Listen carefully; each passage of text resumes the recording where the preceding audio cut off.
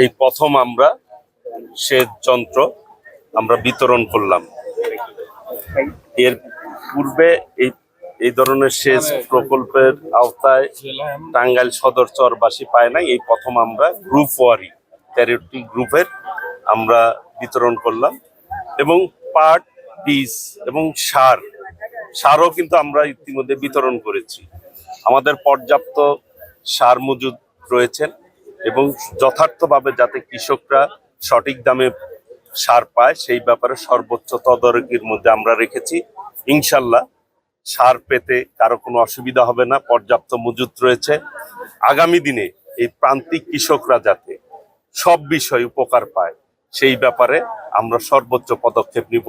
সার, বীজ, কীটনাশক এই ধরনের যেই কৃষি উপকরণগুলি আছে সেই ব্যাপারেও আমরা ইনশাল্লাহ পদক্ষেপ নিব। মাননীয় প্রধানমন্ত্রী স্যার,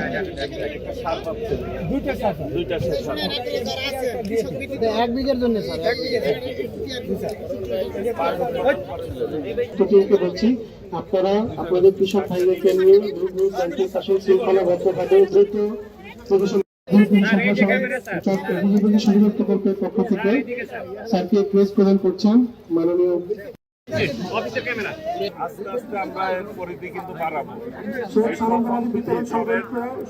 মেশিনের পাশে অবস্থান গ্রহণ করুন।